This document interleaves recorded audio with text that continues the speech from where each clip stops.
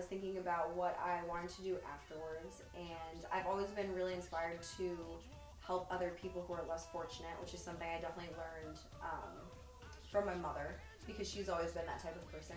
So I looked into going to different countries to do public health work, which is what I plan to go to grad school for. And I found this amazing trip, and I ended up going in September after I graduated. When I went to school at Sacred Heart, I always felt like I was really privileged to be there, and I'd been given a lot of opportunities. So when I graduated, I decided that I wanted to do a public health mission trip. I decided to go on the trip September after I graduated from Sacred Heart, which was in 2014. I went through a nonprofit organization called Projects Abroad, which has a variety of different programs, everything from the public health program that I did to nursing and veterinarian programs, and they send people all over Africa, South America, Europe, everywhere doing these programs. When I was growing up and when I went to school at Sacred Heart, I always felt like I was really privileged to be there, and I always had a lot of opportunities given to me. So I figured after I graduated, I wanted to kind of give back and help those less fortunate. When I first got to Ghana, the thing that was most challenging, I think, was dealing with the people that were living there, which sounds crazy, but they were very drawn to me being a white American girl with blonde hair and blue eyes. It was very different from most of the people and the things that they had seen. So everyone, you know, adults, kids, everybody would run up to me, touch my hair, touch my face, give me big hugs, and they called me a brony, which literally means white person in their language, which was really interesting to hear. And at first, when I didn't know what that meant, I was a little taken aback. But everybody was very friendly and very welcoming. They were just kind of in shock that I was there, and I had the same reaction to them.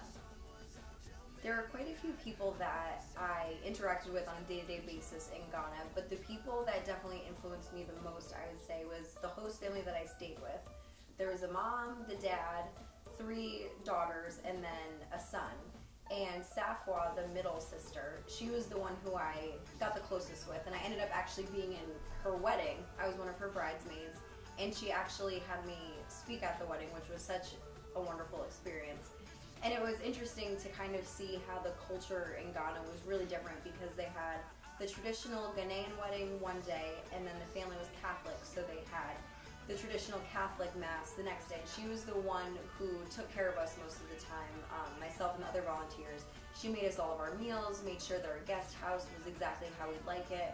And Camilla is the one who I ended up getting the closest with. She was a year younger than me, and she was from Denmark.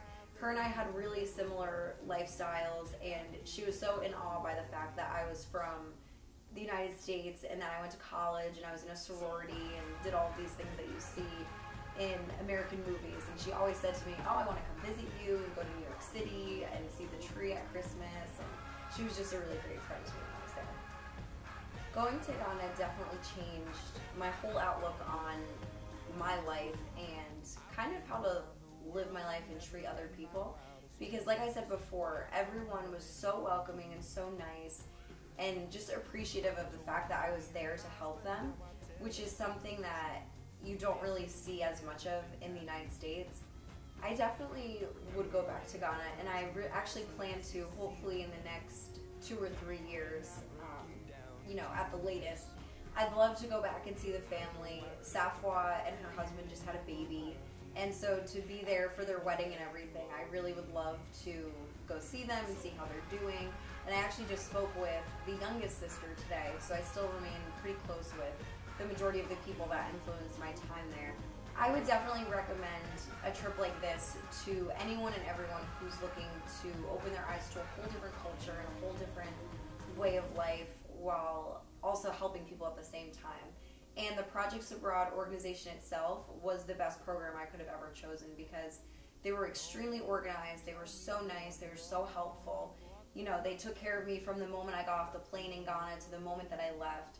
And it was really affordable, everything was covered in what I paid to go there, and the people were just wonderful, and I don't think I could have had a better